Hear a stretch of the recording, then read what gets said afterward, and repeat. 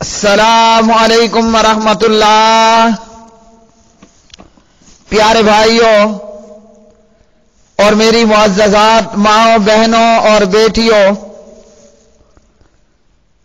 بلوغ المرام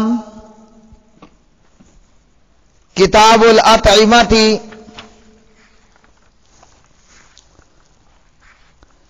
کھانے سے متعلق احکام و مسائل، باب الصید والذبائح، شکار اور ذبیحے کا بیان، سبق نمبر ہے 280۔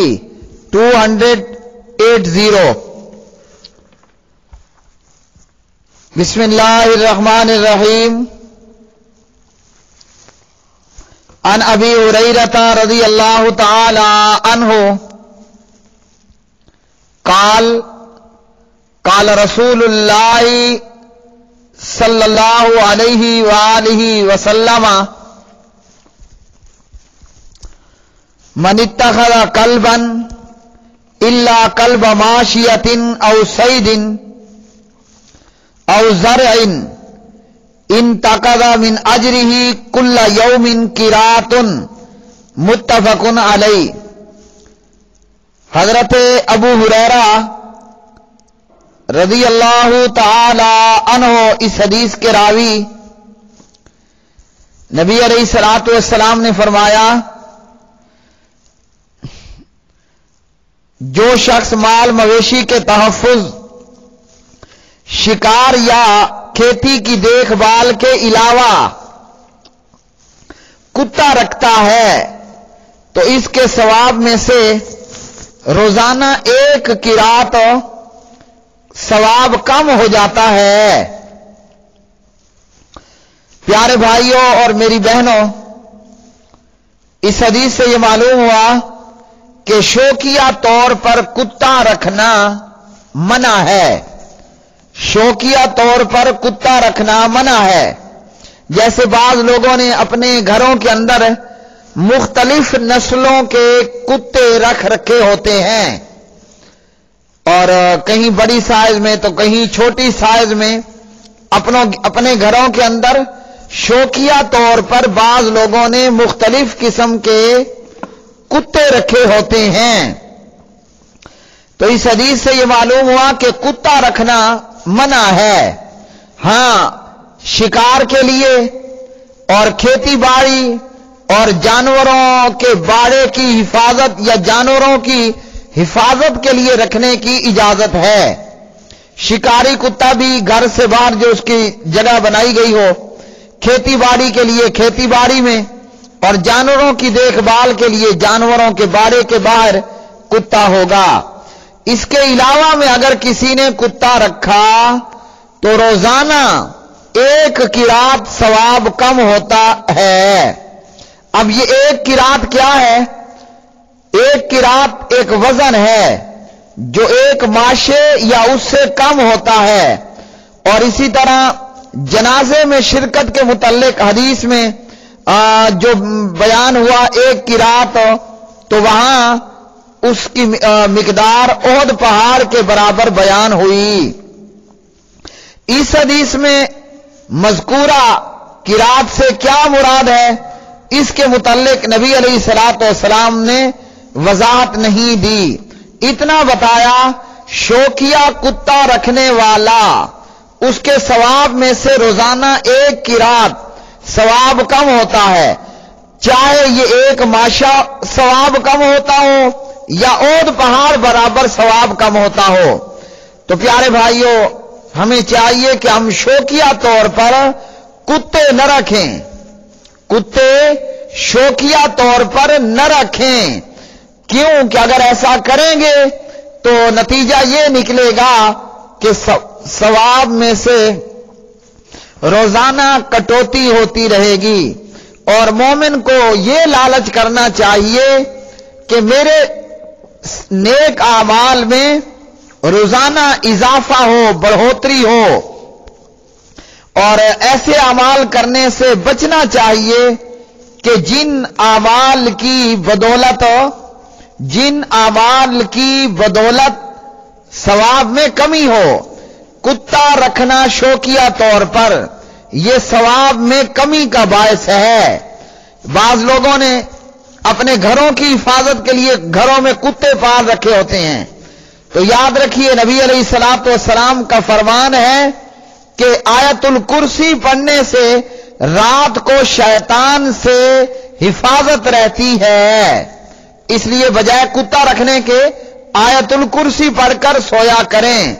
اور جس گھر میں کتا اور جاندار کی تصویر موجود ہو، جس گھر میں کتا جاندار کی تصویر موجود ہو، ایسے گھر میں ملائکہ داخل ہی نہیں ہوتے، اللہ کی رحمت کے فرشتے ایسے گھروں میں نہیں آتے، صحیح البخاری وغیرہ۔ اور اس حدیث سے معلوم ہوا کہ کتا رکھنا منع ہے۔ اگلی حدیث عن عدی بن حاتم رضی اللہ تعالی عنہ قال قال لی رسول اللہ صلی اللہ علیہ وسلم اذا ارسلت کلبک فاذکر اسم اللہ علیہ فإن امسک علیک فأدرکتہ حیا فاذبحہ وَإِنْ أَدْرَكْتَهُ قَدْ قُتِلَ وَلَمْ يَأْكُلْ مِنْهُ فَكُلْهُ وَإِنْ وَجَدْتَ مَعَ كَلْبِكَ كَلْبًا غَيْرَهُ وَقَدْ قُتِلَ فَلَا تَأْكُلْ فَإِنَّكَ لَا تَدْرِي أَيُّهُمَا قَتَلَهُ وَإِنْ رَمَيْتَ بِسَهْمِكَ فَاذْكُرِ اسْمَ اللَّهِ تَعَالَى فَإِنْ غَابَ عَنْكَ يَوْمًا فَلَا تَجِدْ فِيهِ إِلَّا أَثَرَ سَهْمِكَ فَقُلْ إِنْ شِئْتَ وَإِنْ وَجَدْتَهُ غَرِيقًا فِي الْمَاءِ فَلَا تَأْكُلْ متفق علیہ وَهَذَا لَفْظُ مُسْلِمٍ۔ حضرت عدی بن حاتم رضی اللہ تعالی عنہ اس حدیث کے راوی ہیں۔ حاتم تائی کے بیٹے حضرت عدی رضی اللہ عنہ راوی۔ نبی علیہ الصلوۃ والسلام نے حضرت عدی سے کہا کہ جب تو اپنا کتا چھوڑے یعنی شکار کے لیے تو چھوڑتے ہوئے بسم اللہ پڑھ لیا کر۔ جب تو کتا شکار پر چھوڑے تو کتے کو چھوڑتے ہوئے بسم اللہ پڑھ لیا کر، پھر اگر وہ شکار کو تیرے لیے بچائے رکھے اور تو شکار کو زندہ پا لے تو شکار کو ذبح کر لے، اور اگر تو شکار کو مردہ حالت میں پائے اور کتے نے ابھی تک اس میں سے کچھ نہ کھایا ہو تو اسے کھا سکتا ہے، اور اگر تو اپنے کتے کے ساتھ کوئی اور کتا بھی پائے اور جانور مردہ حالت میں ملے یعنی شکار، تو پھر اسے نہ کھا، کیونکہ تجھے معلوم نہیں ان دونوں میں یعنی ان دونوں کتوں میں سے تیرے کتے اور دوسرے کتے ان دونوں میں سے کس نے شکار کو مارا ہے۔ اور اگر تو اپنا تیر چھوڑے تو تیر چھوڑتے وقت بسم اللہ پڑھ دے، پھر اگر شکار تیری نظروں سے ایک دن تک غائب رہے اور اس میں تیرے تیر کے سوا دوسرا کوئی زخم کا نشان نہ ہو تو پھر اگر تو چاہے تو کھا لے، اور اگر شکار کو تو پانی میں ڈوب کر مرا ہوا پائے تو ایسے شکار کو مت کھا۔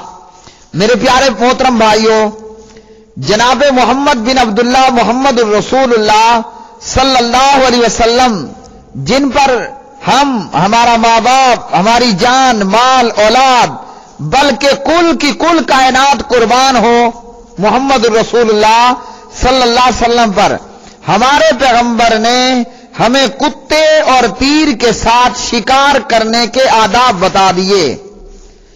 پیارے بھائیوں، نبی علیہ الصلوۃ والسلام نے بتلایا جب تو شکار کے لیے شکاری کتا اپنے شکار پر چھوڑنا چاہے، یعنی کتے سے خرگوش کا شکار ہوتا ہے، دیگر چیزوں کا بھی شکار کیا جاتا ہے، تو کتے کا رسا یا کتے کا پٹا کھولتے چھوڑتے وقت بسم اللہ پڑھ اور پھر اپنے کتے کو شکار پہ چھوڑ دے۔ اس صورت میں نبی علیہ السلام نے فرمایا کتے نے شکار کو پکڑ لیا، اگر وہ خرگوش یا کوئی بھی وہ شکار ہے وہ زندہ ہے، تیرے پاس چھری ہونی چاہیے، تو جلدی سے اس شکار کو بسم اللہ پڑھ کر ذبح کر دے، اور اگر خرگوش یہ شکار پر تو پہنچا اور وہ خرگوش وہ شکار مر چکا ہے تو تب بھی اس کو تو کھا سکتا ہے، کیوں کہ کتا چھوڑتے وقت بسم اللہ پڑھ دیا تھا۔ آپ نے فرمایا اگر تیرے کتے کے ساتھ کوئی اور کتا بھی ہے تو اب تو شکار کو مت کھا، کیونکہ تجھے نہیں پتا اس شکار کو تیرے کتے نے مارا یا دوسرے کتے نے مارا ہے۔ اور اسی طرح تیر کے تعلق سے فرمایا کہ جب تیر کو چھوڑو شکار پر تو پھر اس پر بسم اللہ پڑھ، بسم اللہ پڑھ کر تیر کو کمان سے جانے دو۔ اور اسی طرح جب شکار مل جائے اور تیرے تیر کے سوا کوئی اور زخم کوئی اور نشان نہ ہو تو یہ شکار بھی حلال ہے، تو اسے کھا سکتا ہے۔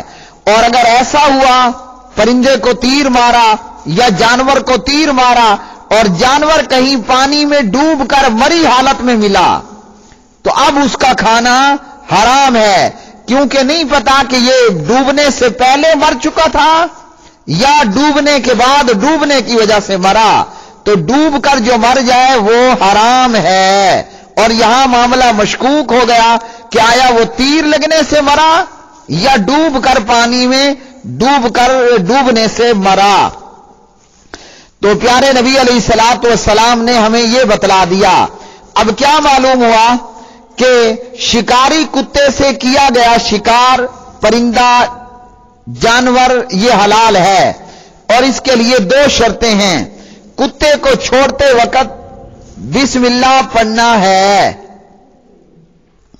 کتے کو چھوڑتے وقت بسم اللہ پڑھنا ہے ضرور، اور یہ کہ کتا تربیت یافتہ سکھایا گیا ہو، اور اگر کتا اس شکار میں سے کچھ کھا لے تو شکار حرام ہوتا ہے، اس کا کھانا جائز نہیں رہتا، اور صرف اگر دانتوں سے پکڑنے کی وجہ سے زخم لگ گیا تو پھر شکار حلال ہے۔ اسی طرح یہ بات بھی سامنے رکھنی ہے کہ کتے نے شکار اپنے دانتوں سے پکڑا اور وہ مر گیا تو یہ جانور شکار حلال ہے، اور اگر کتے کے جسم کی ضرب سے مر گیا تو یہ حرام ہے۔ اور شکار آدمی کے پہنچنے تک زندہ ہو تو اسے ذبح کر دیا جائے، مر چکا ہو تو اس کا کھانا حلال ہے۔ اور یہ بھی معلوم ہوا کتے کو مالک نے خود بسم اللہ پڑھ کر چھوڑا ہو۔ اور اسی طرح امام ابو حنیفہ رحمۃ اللہ علیہ کی رائے یہ ہے اگر بھول کر بسم اللہ نہیں پڑھی تو شکار حلال ہے، اور امام مالک اور ایک روایت کی روح سے امام احمد اور ابن عباس رضی اللہ عنہما کی رائے یہ ہے کہ دیدہ و دانستہ عمدن بسم اللہ چھوڑنے کی صورت میں، بسم اللہ نہ پڑھنے کی صورت میں بھی ایسا شکار کا کھانا، ایسے شکار کا کھانا حلال ہے۔ ان کے نزدیک ذبح یا شکار کے وقت بسم اللہ پڑھنا سنت ہے، فرض نہیں ہے۔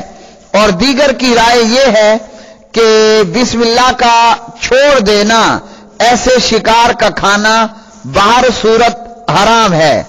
راجے قول یہ معلوم ہوتا ہے کہ وہ ذبیحہ جس پر یقین ہو کہ اللہ کا نام جان بوجھ کر نہیں لیا گیا، یعنی بسم اللہ نہیں پڑھا گیا، اسے نہ کھایا جائے، اور شک کی صورت میں اگر ذبح کرنے والا پکا مسلمان ہو تو بسم اللہ پڑھ کر کھا لینا چاہیے۔ اور جو پرندہ وغیرہ تیر کی ضرب کھا کر پانی میں جا گرے تو اسے نہ کھایا جائے، اس لیے کہ اس کے مرنے میں شک ہے تیر سے مرا یا ڈوب کر مرا۔ اگلی حدیث، پیارے بھائیو، اس حدیث کے راوی عدی بن حاتم رضی اللہ تعالی عنہ ہیں۔